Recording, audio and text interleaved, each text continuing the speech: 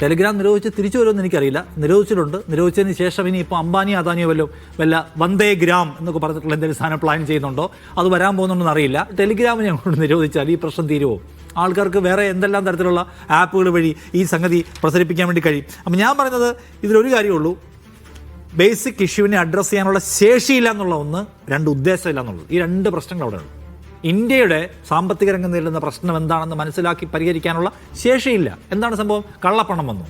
കള്ളപ്പണം നിരോധിക്കാൻ എന്ത് ചെയ്യണം? അത് വലിയ അഴിമതി കേസാണ്. അത് പറഞ്ഞതിന് മുമ്പ് കള്ളപ്പണം വന്നു.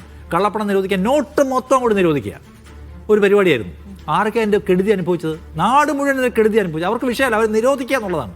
ഇപ്പോൾ കോവിഡ് വന്നു. കോവിഡ് വന്നപ്പോൾ ഒറ്റയടിക്ക് മോദി രാത്രി പ്രഖ്യാപിക്കുകയാണ്, ഇന്ന് രാത്രി നിങ്ങൾ നിൽക്കുന്നിടത്ത് നിൽക്കുക, എങ്ങോട്ടേക്കും പോകരുത്. ഈ ഡൽഹിയിലൊക്കെ ഉണ്ടായിരുന്ന 10,000-കണക്കിന് ഇതര സംസ്ഥാന തൊഴിലാളികൾ അവരെന്ത് ചെയ്യും? അവർ റോഡിൽ കൂടെ നടക്കുന്ന നമ്മൾ കണ്ടു, ചെരുപ്പ് വീഴാതെ കണ്ടു, കുഞ്ഞുങ്ങളടക്കം സൂട്ട് കേസിൻ്റെ പുറത്തിരുന്ന് നിരങ്ങി നടക്കുന്ന കണ്ടതല്ലേ. അപ്പോൾ അതിനൊരു പ്ലാൻ ഉണ്ടായില്ല. ഒരു സാധനം നിരോധിക്കുമ്പോൾ അതിന് ഇമ്പാക്റ്റ് എന്തായിരിക്കും എന്നതിനെക്കുറിച്ച് ഒരു പരിപാടിയില്ല. ഒരു സുപ്രഭാതത്തിൽ അവർ ടിക്ടോക്ക് നിരോധിക്കുകയാണ്. ഇന്ത്യയിലെ ഏറ്റവും പോപ്പുലർ ആപ്പായിരുന്നു ടിക്ടോക്ക് നിരോധിച്ചു. നിരോധനമാണ് പ്രധാനപ്പെട്ട പരിപാടി എല്ലാത്തിനും. അതൊരു വശത്താണ്. മൂന്നാമത്തെ ഒരു ഘടകമുണ്ട്. ഈ നിരോധിക്കുന്നതിനൊക്കെ ബെനിഫിഷ്യറീസ് വേറെ ഉണ്ടാവും.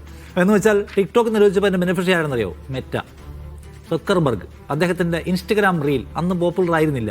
ഇപ്പോൾ ഇൻസ്റ്റഗ്രാം റീലാണ് പോപ്പുലർ. അന്നത്തെ റീലായിരുന്നു ഇത് ഏതാ ടിക്ടോക്ക്. അത് ലോകം മുഴുവനുണ്ട്. അപ്പോൾ അതിൻ്റെ ഗുണം ആർക്കാണ്?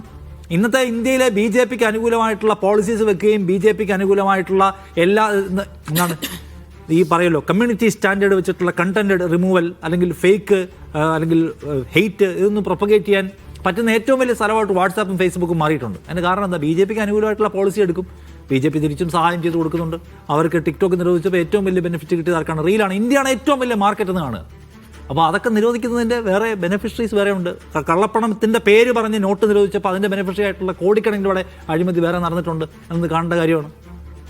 ടെലിഗ്രാം നിരോധിച്ച് തിരിച്ചു വരുമെന്ന് എനിക്കറിയില്ല. നിരോധിച്ചിട്ടുണ്ട്. നിരോധിച്ചതിന് ശേഷം ഇനി ഇപ്പോൾ അംബാനിയോ അദാനിയോ വല്ല വന്ദേ ഗ്രാം എന്നൊക്കെ പറഞ്ഞിട്ടുള്ള എന്തെങ്കിലും സാധനം പ്ലാൻ ചെയ്യുന്നുണ്ടോ, അത് വരാൻ പോകുന്നുണ്ടെന്ന് അറിയില്ല.